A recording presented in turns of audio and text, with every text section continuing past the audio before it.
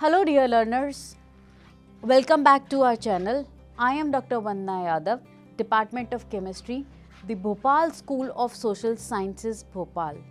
And today we are going to discuss a very interesting topic of chemistry. But before telling you the topic, have you ever thought that why lemon is tangy and mango is sweet? This is because of different percentage of acids, bases and their salt in their composition. So our topic of today is acids and bases. In this we are going to discuss what are acids and bases, their relation on pH scale, properties of acids and bases and theories related to acids and bases, ARRHENIUS theory and BRONSTED-LOWRY theory. So before starting with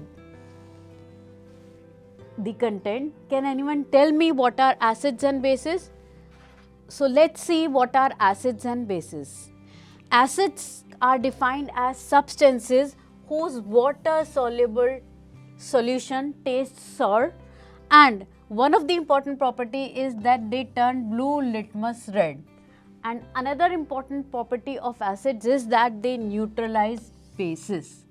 However, bases are the substances whose aqueous solution tastes bitter and they turn red litmus blue, and they are used for neutralizing acids. So bases are neutralized by acids and acids are neutralized by bases. So let's have a look at the litmus test. Acids turn blue litmus red. So you can see we have dipped a blue litmus paper and it has turned red. So this confirms the presence of acidic solution, and we have a red litmus which is turned blue. This confirms the presence of base in the solution. So now you know that what are acids and bases. Now we'll have a look of acids and bases, but before moving on to the pH scale, can anyone tell me what are the acid present in these citrus fruits and what is the acid present in tea? Anyone? So citric acid is present in our citrus fruits, as you can see. So it is citric acid, and in tea we have tannic acids. So these are the two important things which everyone loves, and these are the two acids present in them. So let's move on to our next part, that is pH scale. So pH range, as you can see that this is the pH scale ranging from 0 to 14. So 7 is considered to be what? It is considered to be the neutral, and below 7 we have acidic range, above 7 we have a basic range. So water is considered to be neutral, and below 7 pH solutions are called acidic, and above 7 they are called bases. We have some household chemicals like you can see ammonia, which is having basic range pH. Your soaps, they usually lie in basic range. Baking soda, which you regularly use in our kitchen, that has a pH of 8.5. We use vinegar, which is acetic acid, and its pH is 3, and lemon juice acids is pH is 2. So pH can be less than 0 also, though we have only depicted on a pH scale up to 0 only, but they can have pH less than 0 also. So for stronger acids we have pH less than 0, and greater than 14 is for very strong bases. So though it is not depicted on a pH scale, but still some of the acids can have a pH below 0 and some of the bases can have pH above 14. We can have a look at pH of some other materials also, like you can see we have soda, we have orange juice, acid rain, you can see acid rain, tomato juice, it is lying in the acidic region. Okay, then you can see sea water, we call it alkaline because it is lying in the basic pH range. We have detergents, we have ammonia, so all these are lying in our basic range. So now from this you have an idea that what the things we are consuming in our daily life, in what pH range they are lying. Now let's compare the properties of acids and bases. As you are very much aware about their pH, you can see that acid are corrosive in nature. They can cause corrosion, and this you must have experienced in your home. However, bases are found to have soapy, as I told you, soaps. They were lying in the basic range. So they are having soapy texture when they are touched. If we talk about their conduction, so they are good conductor of electricity, acid, as well as the aqueous solution of bases also act as good conductor of electricity. pH value, you have the idea that less than 7 is acid and above 7 is your base, and some of the common examples are sulfuric acid, or you can say NaOH. You can have vinegar, which is acetic acid, or you can have H2SO4, you already know, HNO3. All these are what? All these are acids. So now you have compared the properties of acids and bases. So moving on to the theories of acids and bases, we have three theories related to acids and bases. First one is Arrhenius, second one Bronsted-Lowry, third one is your Lewis acids and bases. So starting with Arrhenius acids and bases. So Arrhenius, Swedish scientist, he defined acids as the hydrogen containing compounds, and they can ionize to give what? They can ionize to give you H positive ion. So basically what Arrhenius said is that a compound which produces H positive ion in the aqueous solution is an acid, and base is a substance which produces hydroxyl ion, or what we call as OH negative. So acids produce H positive and bases produce OH negative. This was the idea given by Arrhenius. Now we'll discuss this in detail with an equation. So Arrhenius acids are, we can say that those substances which increase the concentration of H positive ion in the solution, and protons go to form hydronium ion. So just let's have a look. As I told you, HCl is what? HCl is acid, and the bond between them is what? It is a polar covalent bond, as you can see from the structure. So in the aqueous solution, they are going to yield what? H positive ion and Cl negative ion. As explained by Arrhenius, the compound which is producing H positive ion is acid. So H positive ion, hydrogen ion and chloride ion are obtained from HCl, and as I told you there that the protons go to form hydronium ion. So they don't remain in form of H positive ion, they in turn get converted into H3O positive, that is hydronium ion. So it is clear from the equation what Arrhenius stated about the acids. So Arrhenius acids, you can see they increase the concentration of H positive ion, and these H positive ion combined with water molecules to give you hydronium ion. Moving on to bases, Arrhenius, before discussing the Arrhenius acid bases, we have Arrhenius acids as monoprotic acid, diprotic acid and triprotic acid. Now what is that? If you have HNO3 type substances which are able to produce only one hydrogen ion, or you can say the acid which is containing one ionizable hydrogen is called monoprotic, means only one proton, monoprotic acid. So from the formula of HNO3, you are clear that it consists of only one H. so it is going to produce only one H positive ion. Diprotic, 2 protons. From the name it is clear, diprotic. So you can see H2SO4, H2. So it is going to produce 2 H positive ions. So it is diprotic acid. Moving on to triprotic, means it is going to produce 3 protons. So you can see H3PO4, it is going to produce 3 H positive ion. So Arrhenius categorize acid on the basis of number of ionizable hydrogen.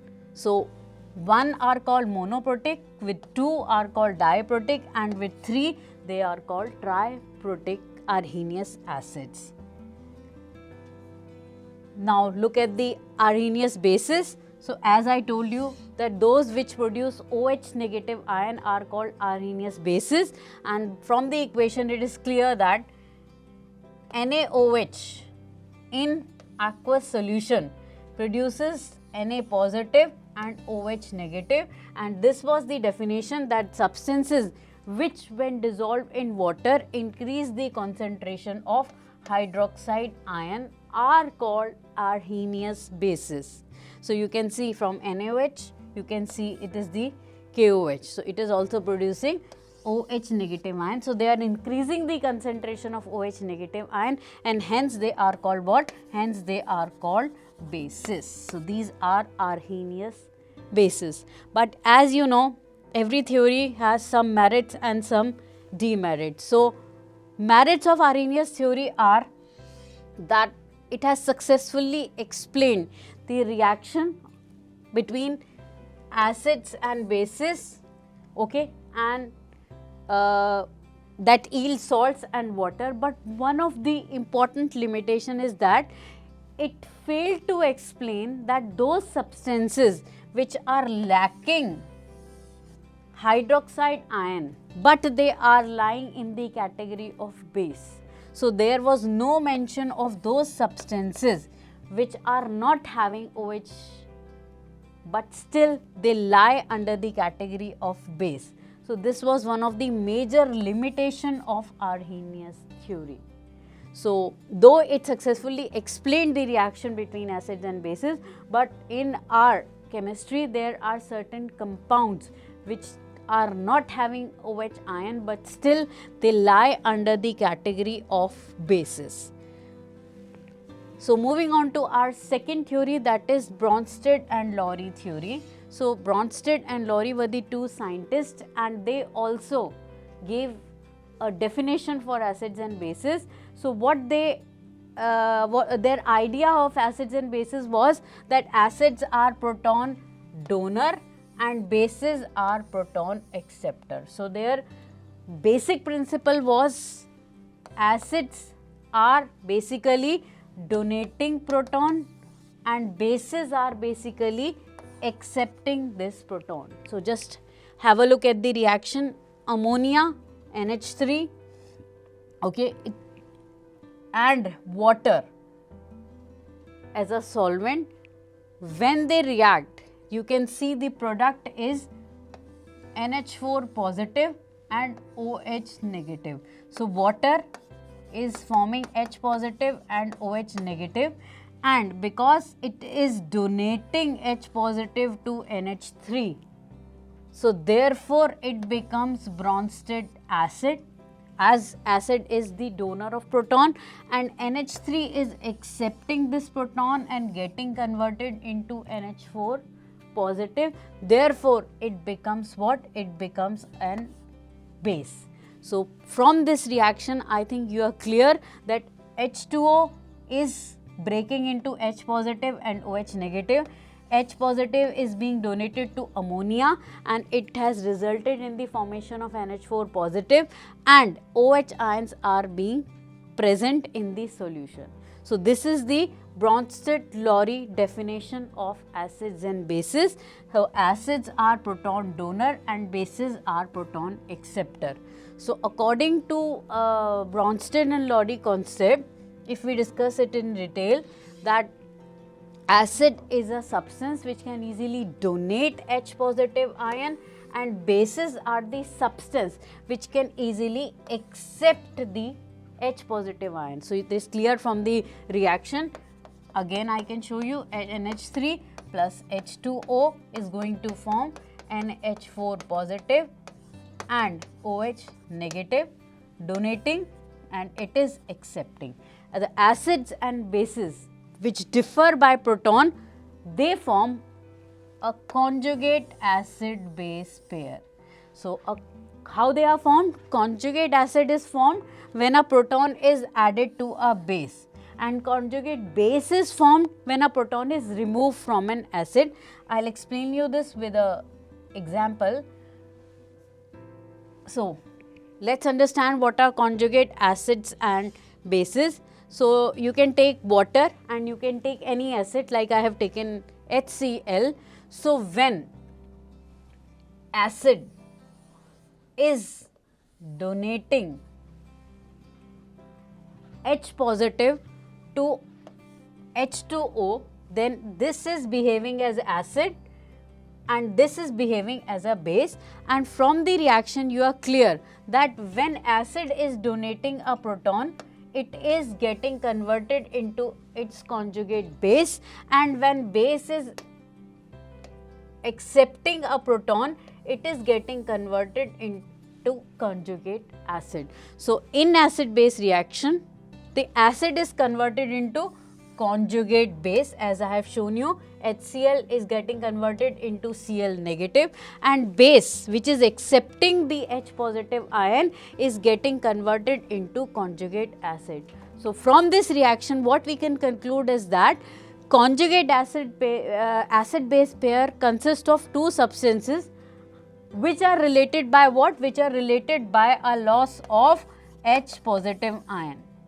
One is losing and another is accepting, as given by Bronsted and Lowry, and what they are forming? They are forming conjugate base and conjugate acid. But have you ever thought, can a substance both act as acid and a base? Yes, it is possible.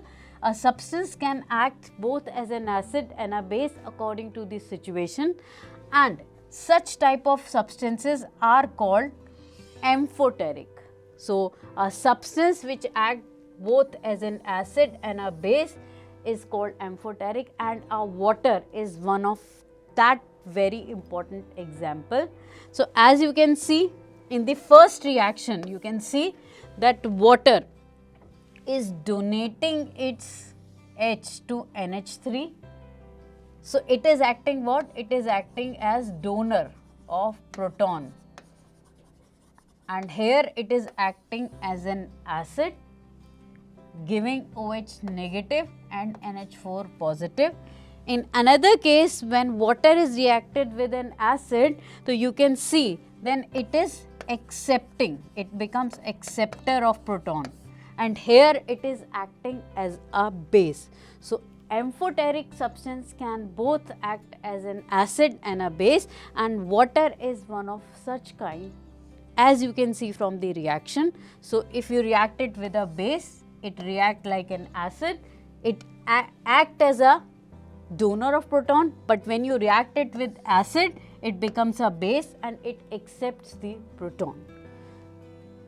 And as I told you, like every theory is having some amount of merits and demerits. So, moving on to the merits of this theory, though acids and bases are clearly explained by Bronsted and Lowry, but there are certain limitations of this theory, that as in ARRHENIUS we have observed that though the compound is lacking OH negative ion, but still they are showing basic behavior. Similarly, this also failed to show the compounds which are lacking hydrogen, but they still exhibit acidic behavior like BF3 and AlCl3. So, this was the limitation, that there exist certain acids which are not furnishing or which are not having any H positive, but still they are acidic. This is all from my side in this lecture. Today we have completed two theories of acids and bases, Arrhenius and Bronsted-Lowry.